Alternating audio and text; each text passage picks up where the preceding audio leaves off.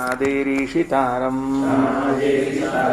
ಪರಮಸುಖನಿಧಿಂ ಸರ್ವದೋಷವ್ಯಪೇತಂ ಸರ್ವಾಂತಸ್ಥಂ ಸುಪೂರ್ಣಂ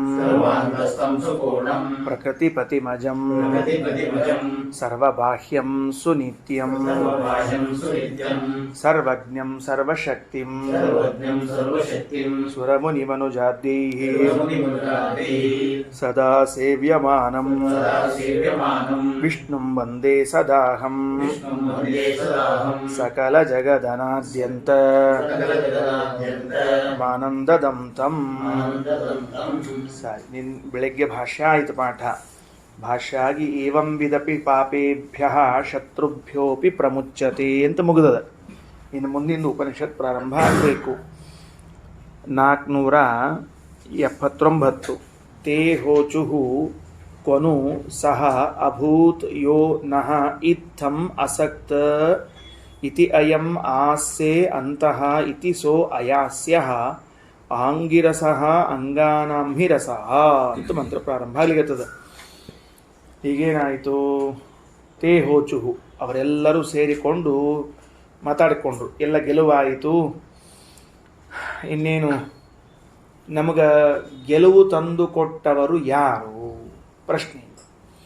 ನಮಗೆ ಗೆಲುವು ತಂದು ಕೊಟ್ಟವರು ಯಾರಪ್ಪ? ಬೇಕಲ್ಲ. ತೇ ಹೋಚುಹು ಕ್ವನು ಸಹ ಅಭೂತ್ ಯಹ ನಹ ಇತ್ತಂ ಅಸಕ್ತ.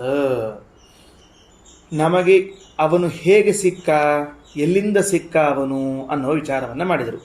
ಅಲ್ಲಿ ಅಸಕ್ತ ಅಂತ ಶಬ್ದ ಇದೆ. ಅಸಕ್ತ ಅಂತ ಅನ್ನೋ ಶಬ್ದಕ್ಕೆ ಪ್ರಾಪ್ತನಾದನು, ದೊರಕಿದನು ಅಂತ ಅರ್ಥ. ಏನರ್ಥ ಬರ್ಕೋಬೇಕು? ದೊರಕಿದನು. ಅಸಕ್ತ ಅನ್ನೋ ಶಬ್ದಕ್ಕೆ. ತೇ ಹೋಚುಹು, ಅವರು ಹೇಳಿದರು. ಕ್ವನು ಸಹ ಅಭೂತ್, ಅವನು ಎಲ್ಲಿಂದ ಸಿಕ್ಕ ನಮಗೆ? ಎಲ್ಲಿದ್ದಾನವ? ನಹ ಇತ್ತಂ ಅಸಕ್ತ ಅಯಂ ಆಸ್ಯೆ ಅಂತಹ. ಅವರೆಲ್ಲ ಆಲೋಚನೆ ಮಾಡಿದರು. ನಮ್ಮ ಮುಖದಲ್ಲಿ ಇದ್ದಾನೆ ಅವನು, ಪ್ರಾಣಿಗಳ ಮುಖದಲ್ಲಿ ಇದ್ದಾನೆ. ಅದಕ್ಕಾಗಿ ಅವನಿಗೇನು ಹೆಸರು? ಅಯಾಸ್ಯ ಇತಿ. ಅವರಿಗೆ ನಾಮವನ್ನೇನು ಹೇಳ್ತಿದ್ದಾರೆ? ಅಯಾಸ್ಯ ಎಂದು ಹೇಳ್ತಾ ಇದ್ದಾರೆ. ಅರ್ಥ ಆಯ್ತಾ ಏನಂತ ಹೇಳಿ? ಅವರೆಲ್ಲರೂ ಆಲೋಚನೆ ಮಾಡಿ ಆಸ್ಯೆ ಅಂತಹ ಮುಖದ ಒಳಗೆ ಇದ್ದಾನ ಅಂತ ತಿಳಿದುಕೊಂಡು, ಆದ್ದರಿಂದಲೇನೆ ಮುಖದ ಒಳಗೆ ಇದ್ದದ್ದರಿಂದಲೇನೆ ವಾಯುದೇವರಿಗೆ ಅಯಾಸ್ಯ ಎಂದು ಹೆಸರು. ಅಯಾಸ್ಯ ಅಂತ ಅನ್ನೋದು ಒಬ್ಬ ಋಷಿಗಳ ಹೆಸರದ. ಆ್ಯಕ್ಚುಲಿ ಅಯಾಸ್ಯ, ವಾಮದೇವ ಇತ್ಯಾದಿಗಳ ಋಷಿಗಳಿದ್ದಾರೆ. ಆ ಋಷಿಗಳ ಹೆಸರು ಇದ್ದದ್ದು ಅದು ವಾಯುದೇವರ ಹೆಸರೇ ಅಂತ ಹೇಳಲಿಕ್ಕೆ ಇಲ್ಲೊಂದು ಮಾತು ಹೇಳಿಗತ್ತದ. ಇನ್ನು ನಾಮಾಂತರಂಚಾಹ, ಮತ್ತೊಂದು ನಾಮವನ್ನು ಹೇಳ್ತಾರೆ. ಏನಂತ? ಆಂಗಿರಸ ಅಂತ ತಿಳಿದುಕೊಂಡು ಹೇಳಿ. ಯಾಕ? ಅಂಗಾನಾಂ ಪ್ರಾಣಿದೇಹಾನಾಂ ರಸಃ ನಿಯಂತೋ ಹಿ ಯತೋ ಅತ ಇತಿ ಅಂಗಿರಸಃ ಸಯೇವ ಅಂಗಿರಸಃ. ಅವನೇ ಅಂಗಿರಸ, ಅಂಗಿರಸ ಅಂತ ಕರ್ಸ್ಕೋತಾರ ಅಂತ ಹೇಳಿದರು. ಈಗ ಅಂಗಿರಸ ಶಬ್ದದ ಅರ್ಥ ಏನು? ಆಯಾಸ್ಯ ಎನ್ನುವಂತಹ ಶಬ್ದಕ್ಕೆ ಅರ್ಥ ಏನು? ಎಲ್ಲರ ಮುಖದ ಒಳಗೆ ಇದ್ದಾರಾದ್ದರಿಂದ ಅವರು ಆಯಾಸ್ಯ ಅಂತ ಆಯಿತು. ಅಂಗಿರಸ ಅಂತ ಯಾಕೆ ಬಂತು ಅಂದರೆ, ಒಳಗಿದ್ದು ಎಲ್ಲರ ಅಂಗಗಳನ್ನು ನಿಯಂತ್ರಣ ಮಾಡುತ್ತಾರಾದ್ದರಿಂದ ಅವರಿಗೆ ಅಂಗಿರಸ ಅಂತ ಹೆಸರು. ಅಂಗಾನಾಂ ರಸಃ, ಎಲ್ಲ ಅಂಗಗಳು, ಜೀವರಾಶಿಗಳ ಅಂಗಗಳೇನವ, ಈ ಎಲ್ಲರ ಅಂಗಗಳನ್ನು ನಿಯಮಿಸುತ್ತಾನಾದ್ರಿಂದ ರಸ ಅನ್ನೋ ಶಬ್ದಕ್ಕೆ ನಿಯಂತ ಅಂತ ಅರ್ಥ ಬರೀತಾರೆ ರಾಯರು. ಹಾಗಾಗಿ ಅವನಿಗೇನು ಕರೀತಾರೆ? ಆಂಗಿರಸ, ಆಂಗಿರಸ ಅಂತ ಕರೀತಾರೆ. ಕೋಚುಹು ಕೊನು ಸೋಭೂದ್ ಯೋನ ಇತ್ತಂ ಅಸಕ್ತ ಇತ್ಯಯಮಾಸ್ಯ ಇತ್ಯಂತಹ ಇತಿ ಸೋ ಅಯಾಸ್ಯ ಆಂಗಿರಸೋ ಅಂಗಾನಾಂ ರಸ ಇತಿ. ಅಂದರೆ ಈ ಎರಡು ಮಾತುಗಳಿಂದ ಏನು ತಿಳಿಸ್ಲಿಕ್ಕೆ ಹೊರಟಿದ್ದಾರೆ ಅಂದರೆ, ಮೂಲತಃ ಸಕಲ ನಾಮಗಳು ಪರಮಾತ್ಮನದ್ದು ಹಾಗೂ ಪ್ರಾಣದೇವರದ್ದು. ಎಲ್ಲ ನಾಮಗಳು, ಜಗತ್ತಿನಲ್ಲಿದ್ದ ಎಲ್ಲ ನಾಮಗಳನ್ನು ನಾವು ಪ್ರಾಣನಿಗೂ ಹಾಗೂ ಪರಮಾತ್ಮನಿಗೂ ಹೇಳ್ತೀವಿ. ಹಾಗಾಗಿ ಪರಮಾತ್ಮನಿಗಂತರೂ ಸಕಲ ನಾಮ ಇದೆ ಅಂತ ಅನ್ನೋದ್ರೊಳಗೆ ವಿವಾದ ಬರೋದಿಲ್ಲ. ಪ್ರಾಣದೇವರ ವಿಷಯದಲ್ಲಿ ಹೆಂಗೆ ಬಂತು ನಾಮ ಅಂಬೋದಕ್ಕೆ ವಿವರಣೆಯನ್ನು ಕೊಡ್ಲಿಕ್ಕತ್ತಾರೆ ಅಷ್ಟೇ. ಆಂಗಿರಸ ಅಂತಂದರೆ ಅಂಗಾನಾಂ ರಸಃ, ಅದು ವಾಯು ದೇಹದಲ್ಲಿ ಇದ್ದಾಗ ಮಾತ್ರ ನಮ್ಮ ಅಂಗಗಳು ಕೆಲಸ ಮಾಡ್ತದೆ. ಒಂದೊಮ್ಮೆ ನಮ್ಮ ದೇಹದಲ್ಲಿ ವಾಯು ಇದ್ದಿದ್ದಿಲ್ಲ ಅಂತ ಆದರೆ ಯಾವ ಇಂದ್ರಿಯವೂ ಕೆಲಸ ಮಾಡುವುದಿಲ್ಲ. ಯಾವ ಇಂದ್ರಿಯವೂ ಏನು ಮಾಡುವುದಿಲ್ಲ? ಕೆಲಸ ಮಾಡುವುದಿಲ್ಲ. ಆದ್ದರಿಂದ ಮುಖದಲ್ಲಿ, ಎಲ್ಲ ಪ್ರಾಣಿಗಳ ಮುಖದಲ್ಲಿ ಇರುವುದು ಯಾಕಂದ್ರೆ ಅಂಗಗಳ ನಿಯಂತ್ರಣಕ್ಕಾಗಿ. ಅದಕ್ಕೆ ಕಾರಣ ಕೊಟ್ಟರು. ಮೊದಲನೇ ನಾಮ ಇದ್ದಾರೆ ಅಂತ ಹೇಳೋದು, ಎರಡನೇ ನಾಮ ಇರಲಿಕ್ಕೆ ಕಾರಣವನ್ನು ಹೇಳೋದು, ಎರಡೂ ಹೇಳಿತು. ವಾಯುದೇವರು ದೇಹದಲ್ಲಿ ಎಲ್ಲಿದ್ದಾರೆ? ಮುಖದಲ್ಲಿದ್ದಾರೆ. ಯಾಕಿದ್ದಾರೆ? ದೇಹದ ಅಂಗಗಳನ್ನು ನಿಯಂತ್ರಿಸುವುದಕ್ಕೆ ಇದ್ದಾರೆ. ಆಯಾಸ್ಯ ಅಂಗಿರಸ ಮುಗಿದೋತು. ಇನ್ನು ಮತ್ತೊಂದು ಸ್ವಾರಸ್ಯ, ಸಾ ವಾ ಏಷಾ ದೇವತಾ ದೂಹು ನಾಮ. ಇವರಿಗೇನು ಹೆಸರದ? ದೂಹು ಅಂತ ಹೆಸರಂತ. ದೂಹು ಅಂದ್ರೆ ದೂರ ಅಂತ ಅರ್ಥ. ಅದಕ್ಕೆ ವಾಯುದೇವರ ಒಂದು ಹೊಸ ಹೆಸರು ನಾನು ಬೆಳಗ್ಗೆ ಹೇಳಿದೆ, ದೂಹು ಅಂತ ಹೆಸರು ಅಂತ. ಯಾಕೆ ವಾಯುದೇವರಿಗೆ ದೂಹು ಅಂತ ಹೆಸರು ಬಂತು ಅಂದರೆ, ದೂರಂ ಹಿ ಅಸ್ಯಾಹ ಮೃತ್ಯುಹು. ಇವರಿಗೆ ಮೃತ್ಯು ಅನ್ನೋದು ದೂರ ಇದ್ದದ್ದರಿಂದ ಇವರಿಗೆ ದೂರ ಅಥವಾ ದೂಹು ಎರಡೂ ಶಬ್ದಗಳು. ಅಲ್ರಿ, ಇಲ್ಲಿ ಮೃತ್ಯು ಎಲ್ಲಿ ಬಂದದ ಅಂತ ಕೇಳಿದ್ರೆ, ಈಗೇನು ಪಾಪವನ್ನು ಹೇಳಿದ್ದೀವಲ್ಲ ಅದೇ ಮೃತ್ಯು ಸ್ವರೂಪದ್ದು, ಬೇರೆ ಇನ್ನೇನು ಇಲ್ಲೇ ಇಲ್ಲ. ಮೃತ್ಯು ದೂರದ ಅಂತನ್ನೋದಕ್ಕೆ ಅಭಿಪ್ರಾಯ ಏನು ಅಂದರೆ, ಹಿಂದೆ ಪ್ರಕರಣದಲ್ಲಿ ಎಲ್ಲ ದೇವತೆಗಳಿಗೆ ಅಸುರಾವೇಶವಾಗಿ ಪಾಪ ಬಂತು ಅಂತೇನು ಹೇಳಿದ್ದೀವೋ ಆ ಪಾಪ ಅಂತನ್ನುವುದು ಯಾರಿಗಿಲ್ಲ? ವಾಯುದೇವರಿಗೆ ಇಲ್ಲ. ವಾಯುದೇವರಿಗೆ ಇಲ್ಲ. ಆದ್ದರಿಂದ ವಾಯುದೇವರೇನು ಕರೀತಾರೆ? ದೂಹು ಎಂದು ಕರೆಯುತ್ತಾರೆ. ಸರಿ ಆಯ್ತು ತಿಳಿತಾ ಏನಂತ ಹೇಳಿ? ದೂಹು ದೂರ. ದೂರ ಅಂದ್ರೆ ವಾಯುದೇವರು ಏನು ಪಾಪದಿಂದ ದೂರರಾಗಿದ್ದಾರೆ, ಆದ್ದರಿಂದ ದೂಹು ದೂರ ಅಂತ ಕರೀತಾರೆ. ಅದಕ್ಕೆ ಪ್ರಾತಃ ಸಂಕಲ್ಪದಲ್ಲಿ ರಾಯರು ಹೇಳುವಾಗ ಪಾಪಾವಿದ್ಧ ದೈತ್ಯ ಪೂಗಾವಿದ್ಧ ಅನ್ನುವ ಶಬ್ದವನ್ನು ಆಡಿದ್ದಾರೆ. ಆ ಪ್ರಾತಃ ಸಂಕಲ್ಪದಲ್ಲಿ ಹೇಳಿದ ಪಾಪಾವಿದ್ಧ ದೈತ್ಯ ಪೂಗಾವಿದ್ಧ ಎಂಬುದು ಇದೇ ಕಥೆಯ ಆಧಾರದಲ್ಲಿ ಹೇಳಿದ್ದು. ಪಾಪ ಲೇಪವಿಲ್ಲದೆ ಇದ್ದವರು, ದೈತ್ಯರಿಂದ ಆಘಾತಕ್ಕೆ ಒಳಗಾಗದೇ ಇದ್ದವರು ಅಂತ ತಿಳಿಸ್ಲಿಕ್ಕೆ ಹೊರಟಿದ್ದಾರೆ. ಸರಿ ಆಯ್ತಾ? ಇನ್ನು ಸಾವಾ ಏಷಾ ದೇವತಾ ದೂಹು ನಾಮ. ಈ ದೇವತೆಗೆ ದೂಹು ಅಂತ ಕರೀತೇವೆ. ಯಾಕ? ದೂರಂ ಹಿ ಅಸ್ಯಾಹ ಮೃತ್ಯು. ಇವರಿಗೆ ಮೃತ್ಯು ಬಹಳ ದೂರ ಇದೆ. ಯಾರಿಗೆ ಬಹಳ ದೂರ ಇದೆ ಮೃತ್ಯು? ಪ್ರಾಣದೇವರಿಗೆ ಬಹಳ ದೂರ ಇದೆ ಮೃತ್ಯು. ಮೃತ್ಯು ಅಂದ್ರೆ ಪಾಪರೂಪವಾದ ಮೃತ್ಯು. ಸರಿ ಆಯ್ತೋ ಇಲ್ಲೋ ಏನಂತ ಹೇಳಿದ್ದು? ಪಾಪಸ್ವರೂಪವಾದ ಮೃತ್ಯು ದೂರ ಇದೆ ಅಂತ. ಹವ ಅಸ್ಮಾತ್ ಮೃತ್ಯು ಭವತಿ ಯಯೇವಂ ವೇದ. ದೂರಂ ವಾ ಅಸ್ಮಾನ್ ಮೃತ್ಯು ಏವಂ ವೇದ. ಯಾವ ವ್ಯಕ್ತಿ ಮುಖ್ಯ ಪ್ರಾಣದೇವರ ಈ ಮಹಿಮೆಯನ್ನು ತಿಳ್ಕೋತಾನೋ ಅವನಿಗೂ ಪಾಪರೂಪವಾಗಿರುವಂಥ ಮೃತ್ಯು ದೂರವಾಗುತ್ತದೆ. ಹೆಸರು ಚಂದದ ವಾಯುದೇವರದು, ಒಂದೇ ಒಂದು ಅಕ್ಷರದ್ದು, ದೂರ ದೂಹು ಅಂತಿದ್ದದ್ದು. ಇದನ್ನು ತಿಳಿದುಕೊಂಡವನಿಗೂ ಕೂಡ ಪಾಪವು ದೂರವಾಗುತ್ತದೆ. ಅಂದ್ರೆ ಬೆಳಿಗ್ಗೆ ನಾವು ಏನು ಕೇಳಿದ್ವಿ? ವಾಯುದೇವರಿಗೆ ಅಖಂಡ ಶಕ್ತಿ ಇದ್ದವರು ಅಂತ ಒಂದು ತಿಳಿದಿದ್ವಿ. ಅವರಿಗೆ ಶ್ರಮ ಆಗೋದೇ ಇಲ್ಲ, ಅಖಂಡ ಶಕ್ತಿ ಅಂತ. ಈಗ ಪಾಪಲೇಪವೇ ಇಲ್ಲ ಅಂತ ಬೆಳಗ್ಗೆ ತಿಳಿದದಕ್ಕೇನಾಯಿತು? ಪಾಪಗಳ ಲೇಪ ಇಲ್ಲ ಅಂತ ತಿಳಿದದ್ದಕ್ಕಾಗಿ ನಮಗೆ ಪಾಪಲೇಪವೂ ಇಲ್ಲ, ಶತ್ರುಗಳಿಂದಲೂ ದೂರ ಆಗ್ತದೆ ಅಂತ ಈಗ ಉಪನಿಷತ್ತೇ ಹೇಳಿಗತ್ತೆ. ಆಚಾರ ಭಾಷೆಯಲ್ಲಿ ಹೇಳಿದ ಮಾತು ಉಪನಿಷತ್ನಲ್ಲಿ ಬಂತೀಗ. ಮೃತ್ಯು ದೂರವಾಗುತ್ತದೆ. ಮೃತ್ಯು ಅಂದರೆ ಪಾಪವು ದೂರವಾಗುತ್ತದೆ ಅಂತ ತಿಳಿದುಕೊಳ್ಳ್ರಿ. ಸರಿ ಆಯ್ತಾ? ಇನ್ನು ಮುಂದೆ ಹೇಳಿದರು, ಸಾವಾ ಏಷಾ ದೇವತಾ ಏತಾಸಾಂ ದೇವತಾನಾಂ ಪಾಪ್ಮಾನಂ ಮೃತ್ಯುಂ ಅಪಹತ್ಯ ಯತ್ತಾಸಾಂ ದಿಶಾಮಂತಹ ತದ್ಗಮಯಾಂಚಕಾರ ತದಾಸಾಂ ಪಾಪ್ಮನಃ ವಿನ್ಯದಧಾ ತಸ್ಮಾನ್ನ ಜನತಾಮಿಯಾತ್ ನಾಂತಮಿಯಾತ್ ನ ಪಾಪ್ಮಾನಂ ಮೃತ್ಯುಂ ಅನ್ವವಾಯಾನಿತಿ. ಇಲ್ಲೊಂದು ಸ್ವಲ್ಪ ಕಥೆಯನ್ನು ಹೇಳ್ತಾರೆ. ಏನಾಯಿತು?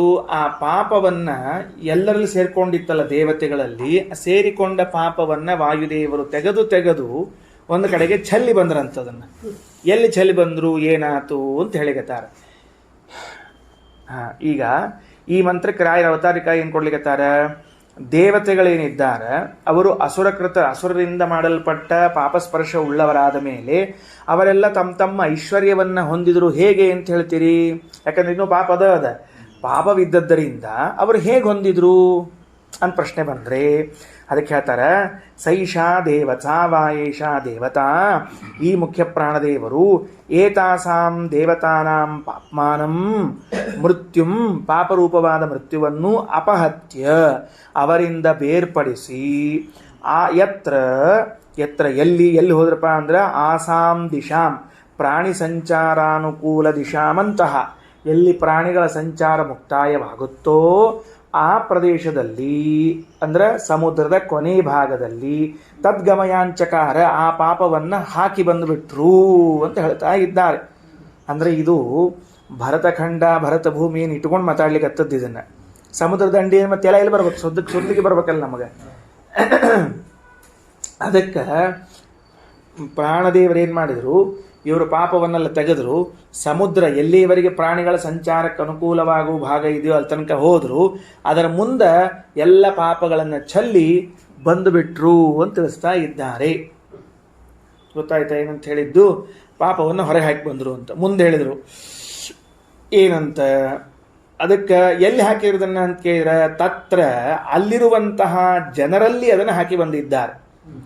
ಅಲ್ಲಿ ದಿಶಾಂ ಗಮಯಾಂಚಕಾರ ಯತ್ರ ಆಸಾಂ ದಿಶಾಮಂತಸ್ತದ್ಗಮಯಾಂಚಕಾರ ತದಾಸಾಂ ಪಾಪ್ಮನಃ ವಿನ್ಯದಧಾತ್. ಅವರ ಪಾಪವನ್ನು ಅಲ್ಲಿರುವಂತಹ ಜನರಲ್ಲಿ ಹಾಕಿದ್ರಿಂದ ತಸ್ಮಾನ್ನ ಜನತಾಮಿಯಾತ್, ಅದರಿಂದ ಅಲ್ಲಿರುವ ಜನರ ಜೊತೆಗೆ ನಾವು ಸೇರ್ಲಿಕ್ಕೆ ಹೋಗಬಾರ್ದು. ನಾಂತಮಿಯಾತ್, ಸಮುದ್ರದ ದಂಡೆಯನ್ನು ದಾಟ್ಲಿಕ್ಕೆ ಹೋಗಬಾರ್ದು. ನೇತ್ ಪಾಪ್ಮಾನಂ ಮೃತ್ಯುಮನ್ವಯಾನಿ ಇತಿ, ಯಾಕೆ ಹೋಗಬಾರ್ದು ಅಂದ್ರೆ ಹೋಗಿ ಮತ್ತ ಪಾಪವನ್ನು ಅಂಟಿಸಿಕೊಳ್ಳಬಾರ್ದು ಅನ್ನೋದಕ್ಕಾಗಿ ಅಂತ ಇಷ್ಟು ಬೃಹದಾರಣ್ಯಕದಲ್ಲಿ ಒಂದು ಭಾಗವನ್ನು ಹೇಳಿದ್ದಾರೆ. ಸಾವಾಯೇಷಾ ದೇವತಾ ಏತಾಸಾಂ ದೇವತಾನಾಂ ಪಾಪ್ಮಾನಂ ಮೃತ್ಯುಂ ಅಪಹತ್ಯ ಯತ್ರ ಆಸಾಂ ದಿಶಾಮಂತಸ್ತದ್ಗಮಯಾಂಚಕಾರ. ಆ ಮೃತ್ಯು, ಇದು ದೇವತೆ ಮುಖ್ಯ ಪ್ರಾಣದೇವನೇನಿದ್ರೋ ಅವರು ಸಜ್ಜನರು ಸಂಚಾರ ಮಾಡುವಂತಹ ದಿಕ್ಕುಗಳೆಲ್ಲವನೋ ಅದರ ಕೊನೆಗೆ ಸಮುದ್ರ, ಆ ಸಮುದ್ರದ ಕೊನೆಗೆ ಅಲ್ಲಿರುವಂತಹ ಜನರ ಸಮೂಹದಲ್ಲಿ ಹೋಗಿ ಪಾಪವನ್ನು ಇಟ್ಟುಬಿಟ್ರು. ಅದಕ್ಕೆ ಯಾವ ವ್ಯಕ್ತಿ ನಾನು ಆ ಪಾಪ ಸ್ವರೂಪವಾದ ಮೃತ್ಯುವನ್ನು ಹೊಂದಬಾರದು ಅಂತಿದೆಯೋ ಅವನು ಅಲ್ಲಿಯ ಜನರ ಜೊತೆಗೆ ಬೆರೆಯಬಾರದು, ಈ ಸಮುದ್ರವನ್ನು ದಾಟಿ ಆಚೆ ದಿಕ್ಕುಗಳಿಗೆ ಹೋಗಬಾರದು ಅನ್ನುವಂತಹ ಮಾತನ್ನು ತಿಳಿಸ್ತಾ ಇದ್ದಾರೆ. ಇನ್ನು ಮುಂದ ಸಾವಾಗೇಷಾ ದೇವತಾ ಏತಾಸಾಂ ದೇವತಾಂ ಪಾಪ್ಮಾನಂ ಮೃತ್ಯುಮಪಹತ್ಯ ಅಥೈನಾಂ ಮೃತ್ಯುಂ ಅತ್ಯವಹತ್. ಸಾವಾಯೇಷಾ ದೇವತಾ, ಆ ವಾಯುದೇವರು, ಏತಾಸಾಂ ದೇವತಾನಾಂ ಪಾಪ್ಮಾನಂ, ಈ ದೇವತೆಗಳ ಪಾಪವನ್ನು ಅಪಹತ್ಯ ನಾಶ ಮಾಡಿದ ಮೇಲೆ ಏನು ಮಾಡಿದರವರು, ಅಥೈನಾಂ ಮೃತ್ಯುಂ ಅತ್ಯವಹತ್, ಮೃತ್ಯುವನ್ನು ದಾಟಿಸಿ ಅತ್ಯವಹತ ಅಂದರೆ ಮೇಲಿನ ಲೋಕಗಳಿಗೆ ಕರೆದುಕೊಂಡು ಹೋದರು ಅಂತ ಅರ್ಥ. ಅಂದರೆ ಅದರ ಮುಂದಿನ ಕೆಲಸ ಏನಾಯ್ತು ಅಂತ ಹೇಳಬೇಕಾಗ್ಯದ. ಈ ವಾಯುದೇವರು ಈ ದೇವತೆಗಳೆಲ್ಲರ ಪಾಪವನ್ನು ಪರಿಹರಿಸಿ ಅವರೆಲ್ಲರನ್ನೂ ಕೂಡ ಮೃತ್ಯುವಿನ ಉಪದ್ರವ ಇಲ್ಲದೇ ಇರುವಂಥ ತಮ್ಮ ತಮ್ಮ ಊರ್ಧ್ವ ಲೋಕಗಳಿಗೆ ಕರೆದುಕೊಂಡು ಹೋದರು. ಅಂದರೆ ಈಗ ಆಯಾ ದೇವತೆಗಳ ಆಧಿಪತ್ಯವನ್ನು ಕೊಡ್ತಾರೆ. ಈಗ ಅವರಿಗೆ ವಾಯುದೇವರು ಏನು ಮಾಡ್ತಾರೆ, ಆಯಾ ದೇವತೆಗಳ ಆಧಿಪತ್ಯವನ್ನು ಉಂಟು ಮಾಡ್ತಾರೆ. ಇದು ಹಿಂದೆ ಏನು ಮಾಡಿದರು, ಸಮುದ್ರದ ಆ ಕಡೆಗೆ ಇರುವಂಥವರಲ್ಲಿ ಚಲಿ ಬಂದರು ಅಂತ ಹೇಳಿ ಬಂದರು. ಮುಂದಿನದೊಳಗೆ ಇವ್ರ ಪಾಪವನ್ನಂತರೂ ಪರಿಹಾರ ಮಾಡಿದರು. ಪರಿಹಾರ ಮಾಡಿದ್ದಕ್ಕೆ ಈಗ ಇವ್ರೇನಾದರು ಅಂದರೆ ಆ ಉತ್ತಮ ಲೋಕವನ್ನು ಪಡಿಲಿಕ್ಕೆ ಅರ್ಹರಾದರು.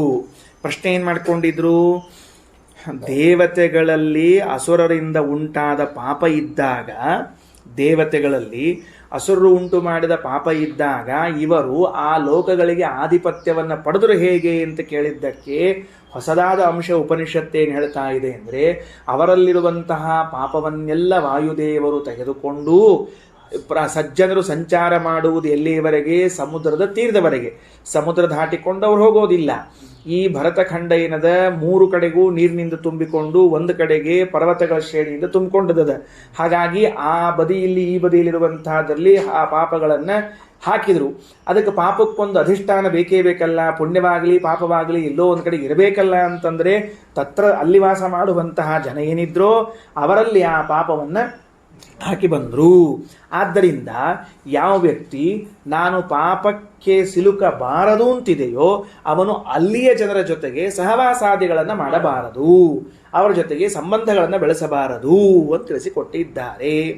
ಇದರಿಂದ ಏನು ತಿಳಿದು ಬಂತು ಅಂತಂದರೆ ಅವತ್ತಿಗೂ ಕೂಡ ಅಲ್ಲಿ ಜನವಸತಿ ಇದ್ದೇ ಇತ್ತು.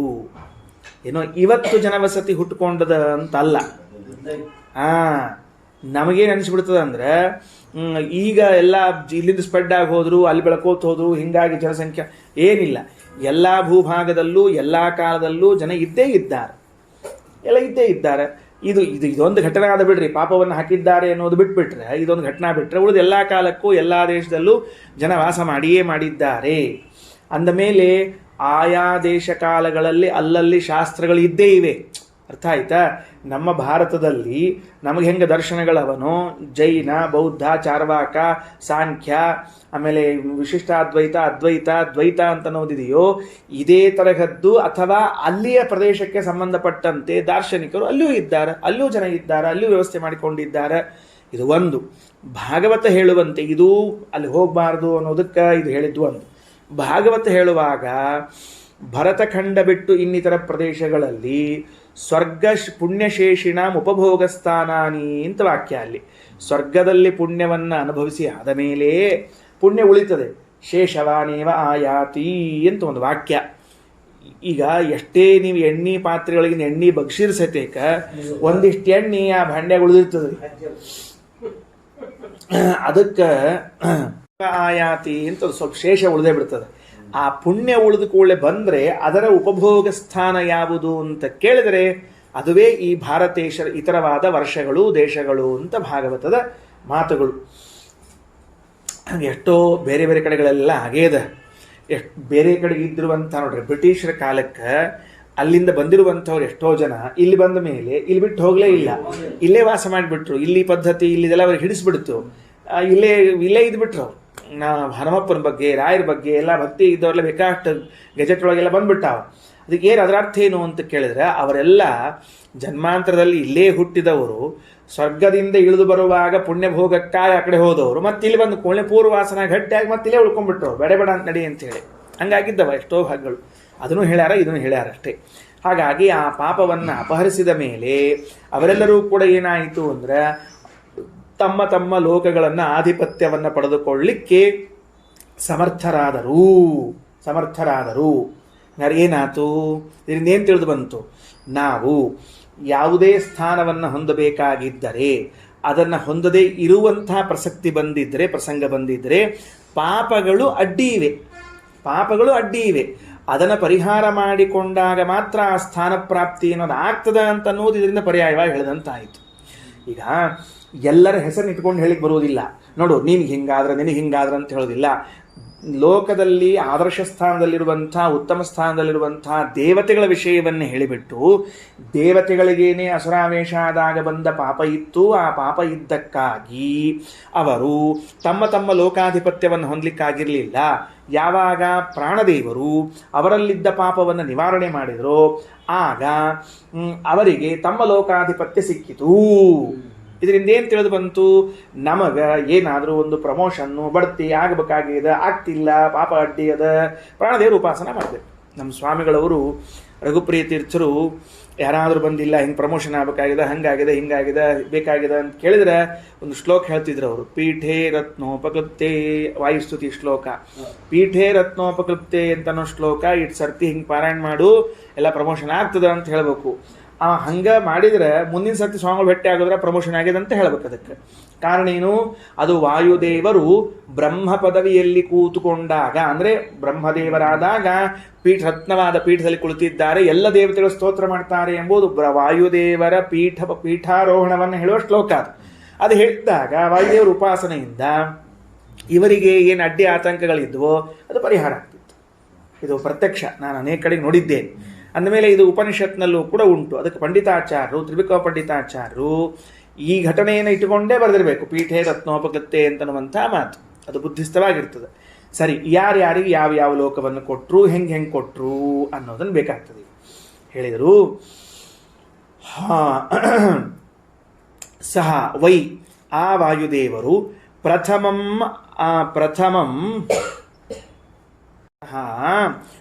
ಸವೈ ವಾಚಮೇವ ಪ್ರಥಮಾಂ ಆತ್ಯವಹತ್ ಅಂತ ಬಿಡಿಸ್ಬೇಕು. ಅದನ್ನು ಪದಚ್ಛೇದ ಹೆಂಗೆ ಮಾಡಬೇಕು? ಸಹ ವೈ ಆ ವಾಯುದೇವರು ಪ್ರಥಮಾಂ ಮೊಟ್ಟ ಮೊದಲಿಗೆ ಉದ್ಗಾತ್ರಗಳು ಎಂದು ಹೇಳಲ್ಪಟ್ಟಿರುವಂತಹ ವಾಚಂ ವಾಗಭಿಮಾನಿಯಾದ ಅಗ್ನಿದೇವರನ್ನು ಅತ್ಯಾವಹತ್ ಮೃತ್ಯುವಿನಿಂದ ಬಿಡಿಸಿಕೊಂಡ್ರು.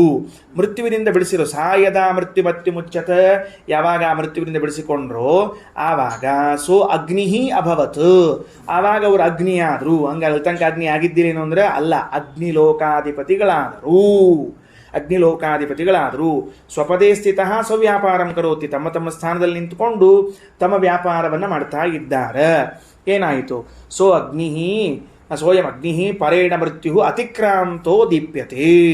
ಪರೇಣ ಆ ಮುಖ್ಯ ಪ್ರಾಣದೇವರಿಂದ ಮೃತ್ಯುವನ್ನು ದಾಟಿಕೊಂಡು ದೀಪ್ಯತೆ ತಮ್ಮ ಲೋಕದಲ್ಲಿ ಜಾಜ್ವಲ್ಯಮಾನರಾಗಿದ್ದಾರೆ, ಭಾರೀ ಜಾಜ್ವಲ್ಯರಾಗಿದ್ದಾರೆ. ಅಂದರೆ ಅಗ್ನಿಲೋಕಕ್ಕೆ ಅಧಿಪತಿಗಳಾದರು. ಸರಿ ಆಯ್ತಾ? ಮೊದಲಿಗೆ ಈ ಯಜ್ಞದಲ್ಲಿ ಅಲ್ಲ ಅಗ್ನಿಯೇ, ದೇವತೆಗಳಲ್ಲ ಅಗ್ನಿಯೇ, ಅದೇ ಹೇಳ್ತೀನಿ. ಮೊದಲಿಗೆ ಅಗ್ನಿ ಉದ್ಗಾತ್ರವಾಗಿದ್ರು ಯಜ್ಞಕ್ಕೆ. ಆ ಮೊದಲಿಗೆ ಉದ್ಗಾತ್ರವಾದ ಅಗ್ನಿಯ ಪಾಪವನ್ನು ಪರಿಹರಿಸಿ ವಾಯುದೇವರವರನ್ನು ಅಗ್ನಿಲೋಕದಲ್ಲಿಟ್ಟಾಗ ಅಗ್ನಿದೇವರು ತಮ್ಮ ಲೋಕದಲ್ಲಿದ್ದುಕೊಂಡು ವ್ಯಾಪಾರವನ್ನು ಮಾಡಲಿಕ್ಕೆ ಪ್ರಾರಂಭ ಮಾಡಿದರು. ಇದು ಮೊದಲನೇ ಮಂತ್ರದ ಅರ್ಥ. ಇನ್ನು ಎರಡನೇದು ಅದೇ ರೀತಿಯಾಗಿ ಅಥ ಘ್ರಾಣಂ ಅತ್ಯವಹತ ಸ ಯದಾ ಮೃತ್ಯುಮತ್ಯುಮುಚ್ಯತ ಸ ವಾಯುರಭವತ್ ಸೋಯಂ ವಾಯು ಪರೇಣ ಮೃತ್ಯುಮೃತಿಕಾಂತಃ ಪವತೆ. ಎರಡನೇ ಮಂತ್ರ. ಸಹ ಅಥ ಪ್ರಾಣಂ ಅಂದರೆ ಯಾರು? ಘ್ರಾಣೇಂದ್ರಿಯದಲ್ಲಿರ್ತಕ್ಕಂತಹ ನಾಸಿಕ್ಯವಾಯು. ಅತ್ಯವಹತ ಮೃತ್ಯುವನ್ನು ದಾಟಿಸಿದ್ರು. ಯದಾ ಮೃತ್ಯುಮತಿಮುಚ್ಯತೆ ಯಾವಾಗ ಮೃತ್ಯುವನ್ನು ದಾಟಿಕೊಂಡಿದ್ರು ಸ ವಾಯು ಅಭವತ ಅವರು ನಾಸಿಕ್ಯವಾಯು ಪದವಿಯನ್ನು ಹೊಂದಿದ್ರು. ಸೋಯಂ ವಾಯು ಆ ವಾಯುದೇವರು ಪರೇಣ ಮುಖ್ಯ ಪ್ರಾಣದೇವರಿಂದ ಮೃತ್ಯುಮತಿಕ್ರಾಂತಹ ಪಾಪವನ್ನು ದೂರ ಮಾಡಿಕೊಂಡು ಪವತೆ ತಮ್ಮ ಲೋಕದಲ್ಲಿ ಭರ್ಜರಿಯಿಂದ ಬೀಸ್ಕೊಂಡಿದ್ದಾರೆ, ಅಂದರೆ ಕೆಲಸ ಮಾಡ್ಕೊಂಡಿದ್ದಾರೆ ಅಂತ ಅರ್ಥ. ಅಥ ಚಕ್ಷು ಅತ್ಯವಹತ್ ಕಣ್ಣಿಗೆ ಅಭಿಮಾನಿಯಾದ ಸೂರ್ಯ ಮೂರನೇ ಸಾವಯುವಾಗಿದ್ದ ಉದ್ಗಾತೃ. ತದ್ಯದಾ ಮೃತ್ಯುಮತಿ ಮುಚ್ಚತ ಯಾವಾಗ ಮರಣ ಹೋಯಿತು, ಪಾಪ ಹೋಯಿತು, ಸ ಆದಿತ್ಯೋ ಅಭವತ್ ಆದಿತ್ಯ ಮಂಡಲಕ್ಕೆ ಅಧಿಪತಿಯಾದ. ಅಸೌ ಆದಿತ್ಯ ಆ ಆದಿತ್ಯಾದಿ ಮಂಡಲ ಅಧಿಪತಿಯಾಗಿ ಪರೇಣ ಮುಖ್ಯ ಪ್ರಾಣದೇವರಿಂದ ಮೃತ್ಯುಮತಿಕ್ರಾಂತಹ ಪಾಪವನ್ನು ಪರಿಹರಿಸಿಕೊಂಡು ತಪತಿ ಇವತ್ತಿಗೂ ಪ್ರಕಾಶವನ್ನು ಕೊಡ್ತಾ ಇದ್ದಾರೆ. ಅಥ ಶ್ರೋತ್ರಮತ್ಯವಹತ್ ಯಥಾ ಪ್ರಕಾರ ಹೋಗ್ತಿರೋದಷ್ಟೇ ಕೆಲಸ. ಶ್ರೋತ್ರಾಭಿಮಾನಿಗಳು ಯಾರು ಅಂತ ಹೇಳಿದ ಬೆಳಗ್ಗೆ ದಿಗ್ದೇವತೆಗಳು, ಮರಿಬೇಡ್ರಿ.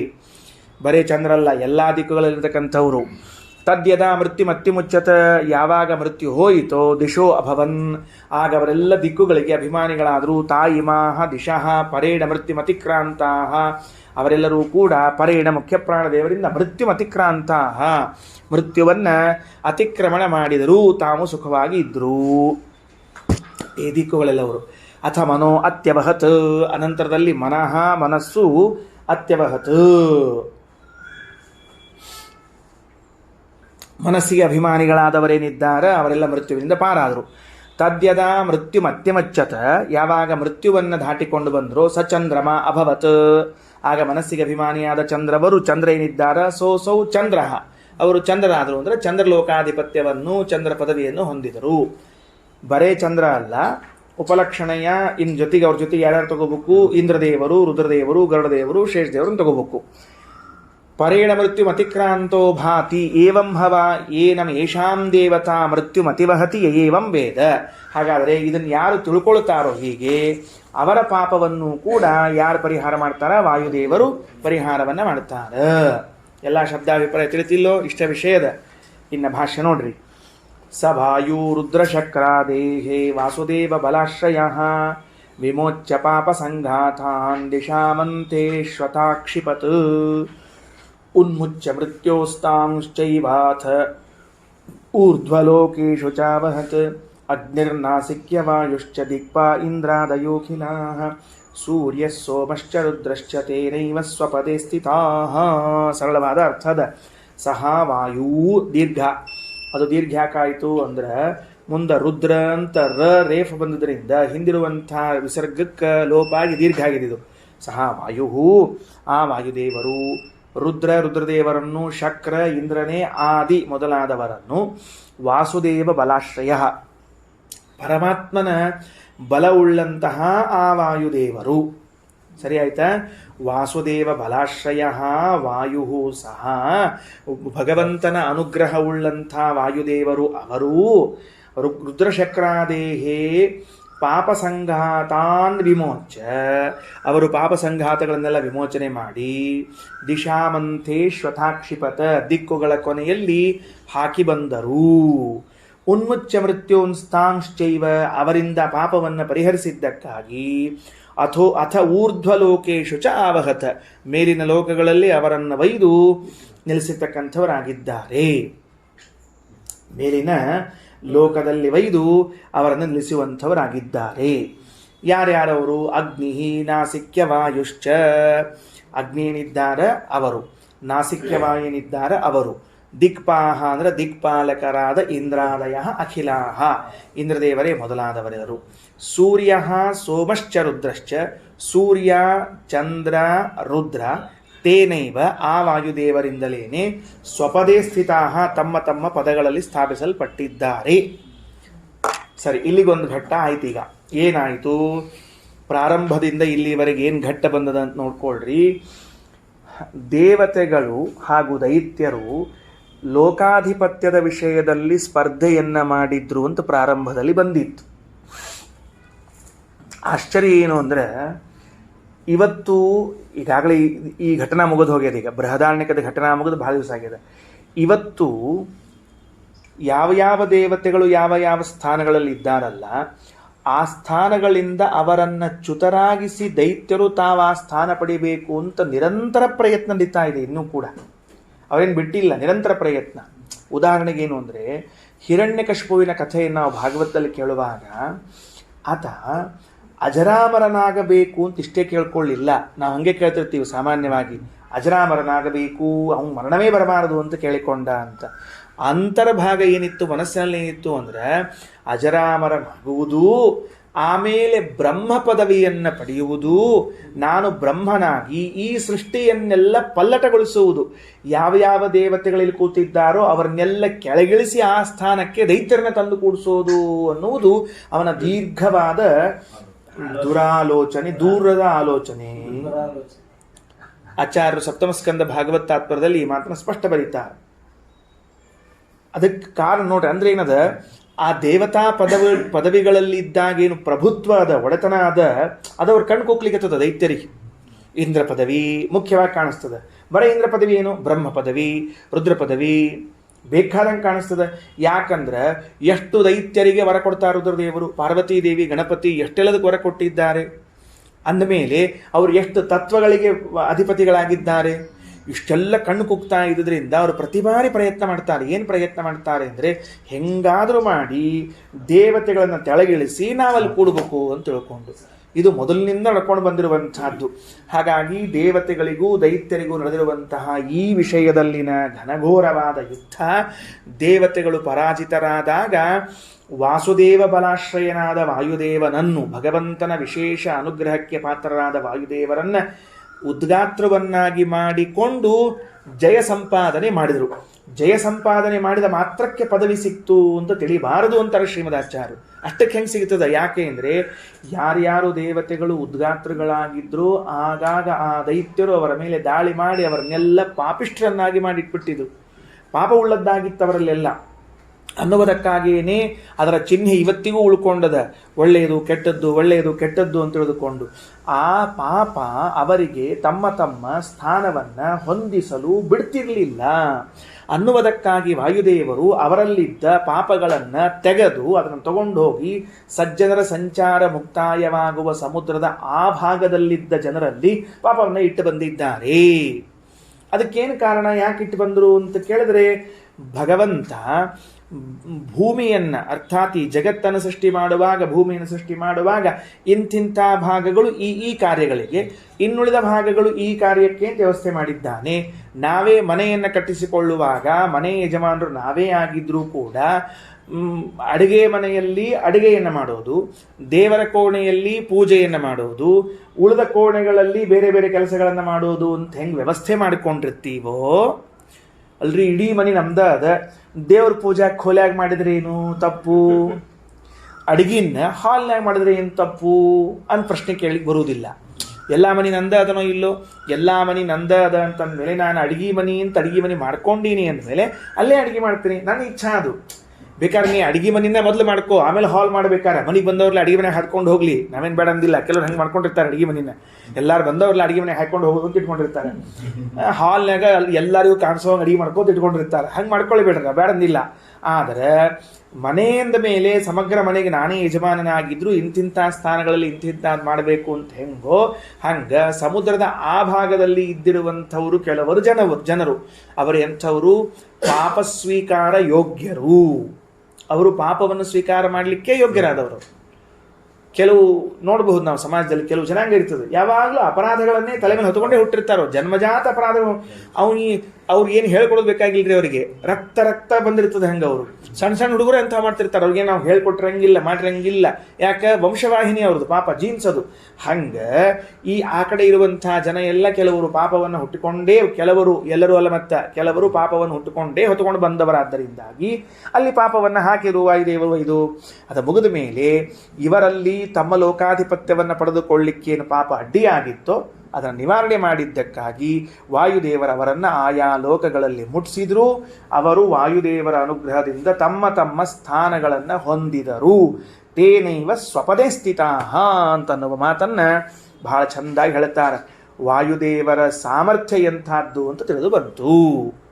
ಆತ್ಮನಿ ಅಥ ಆತ್ಮನೇ ಅನ್ನಾದ್ಯಂ ಆಗಾಯತ ಯದ್ಧಿ ಕಿಂಚ ಅನ್ನಮಧ್ಯತೆ ಅನೇನೈವ ತತ್ ಆದ್ಯತ ಇಹ ಪ್ರತಿಷ್ಠತಿ.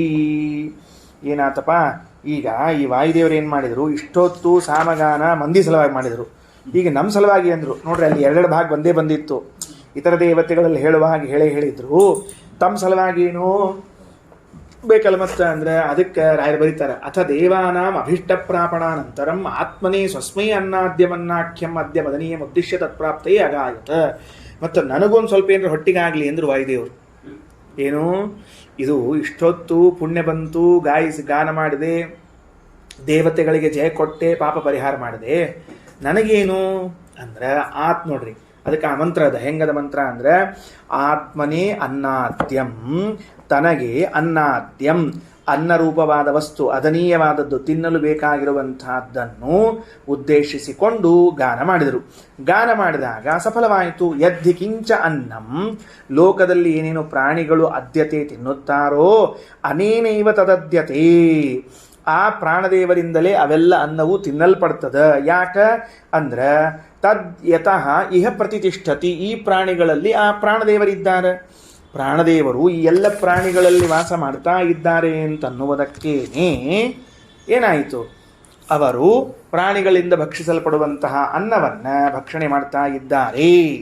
ಅರ್ಥವಾಯಿತು ಹೇಳಿದ್ದೇನೆ ಅಂತ ಹೇಳಿ. ಈ ಒಂದು ಹೊಸ ಅಂಶ ಬಂತೀಗ. ಇದು ಛಾಂದೋಗ್ಯದಲ್ಲೂ ಬಂದ ಅಂಶ, ಇಲ್ಲೂ ಬಂದ ಅಂಶ. ನಾಳೆ ಬೆಳಿಗ್ಗೆ ಅದನ್ನು ಹೇಳ್ತೇನೆ. ಛಾಂದೋಗ್ಯದಲ್ಲಿ ಬಂದ ಅಂಶ ಏನು, ಇಲ್ಲಿ ಬಂದ ಅಂಶ ಏನು, ಅಥವಾ ಐತ್ರೇಯದಲ್ಲಿ ಬಂದದು ಇಲ್ಲ ಒಂದು ಕಡೆ ನೋಡ್ತೀನಿ. ಛಾಂದೋಗ್ಯವು ಐತ್ರೇಯವಿರಬಹುದು. ಹಿಂದಿನ ಎರಡರಲ್ಲಿ ಯಾವುದೋ ಒಂದು ಉಪನಿಷತ್ನಲ್ಲಿ ಬಂದಿದೆ ಇದೇ ವಿಷಯ. ಅದೇ ಎಲ್ಲೋ ಐತ್ರೇಯದಲ್ಲೆಲ್ಲೋ ಬಂದದ. ಅಲ್ಲಿ ಬಂದಿರೋದಕ್ಕೂ ಇಲ್ಲಿ ಬಂದಿರೋದಕ್ಕೂ ಏನು ವ್ಯತ್ಯಾಸದ? ಅದು ಋಗ್ವೇದಿಗಳದ್ದು, ಇದು ಯಜುರ್ವೇದಿಗಳದ್ದು. ಇಬ್ಬರೂ ಕೂಡ ಈ ಘಟ್ಟ ಒಪ್ಪುಕೊಂಡಾರ. ಈ ಘಟನಾ ಪ್ರಸಂಗವನ್ನ ಋಗ್ವೇದಿಗಳು ಒಪ್ಪುಕೊಂಡಾರ, ಯಜುರ್ವೇದಿಗಳು ಒಪ್ಪುಕೊಂಡಾರ ಅಂದ್ರೆ ಅದು ಬಹುಸಂವಾದಿಯಾದದ್ರಿಂದ ವಿಷಯ ಸತ್ಯ ಪ್ರಾಮಾಣಿಕವಾದದ್ದು ಅಂತ ಸಿದ್ಧ ಆಗ್ತದೆ. ಏನು ಮಾಡಿದರು? ವಾಯುದೇವರು ಭರ್ಪೂರ್ ಸಾಮಗಾನ ಮಾಡಿದರು. ಎದಕ್ಕೋಸ್ಕರ? ನನಗೇನಾದರೂ ಹೊಟ್ಟೆಗೆ ಸಿಗಲಿ, ಅನ್ನ ಸಿಗಲಿ ಅಂತ ತಿಳ್ಕೊಂಡು ಸಾಮಗಾನ ಮಾಡಿದರ ಫಲವಾಗಿ ವಾಯುದೇವರಿಗೆ ಅನ್ನ ಸಿಕ್ತು. ಎಂಥ ಅನ್ನ ಸಿಕ್ತು ಅಂದರೆ ಎಲ್ಲ ಪ್ರಾಣಿಗಳು ತಿನ್ನುವ ಅನ್ನ ಎಲ್ಲ ಅವರೇ ತಿನ್ನೋದು. ಅಲ್ರಿ, ಅವ್ರ ಪ್ರಾಣದೇವರು ಎಲ್ಲೋ ಇದ್ದಾರ, ನಾವೆಲ್ಲೋ ಅನ್ನ ತಿಂತೀವಿ, ಅವ್ರಿಗೆ ಹೆಂಗೆ ಸಿಗ್ತದೆ ಅಂದರೆ ನಮ್ಮಲ್ಲೇ ಆ ಪ್ರಾಣದೇವರು ಇದ್ದರಿಂದ ನಾವು ತಿನ್ನುವ ಅನ್ನವನ್ನು ಅವರು ಮೊದಲು ತಿಂತಾರ, ಆಮೇಲೆ ನಾವು ತಿಂತೇವೆ. ಇಷ್ಟ ಅಭಿಪ್ರಾಯ. ಶ್ರೀಕೃಷ್ಣಾರ್ಪಣಮಸ್ತು.